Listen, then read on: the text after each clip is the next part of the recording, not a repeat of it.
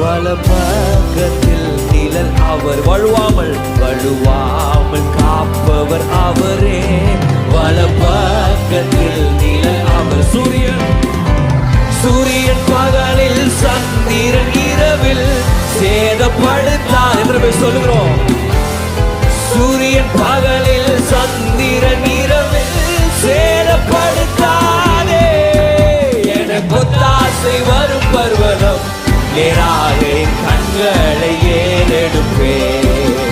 எனக்கு ஒத்தாசை வரும் பர்வதம் நேராக என் கண்களை. என் தீங்கும் என்னை அணுகாமல் ஆத்துமாவை காக்கும். என் தீங்கும் என்னை அணுகாமல் போக்கையும் மரத்தையும் பத்திரமாக காப்பாரே. இது முதலா அறிக்கை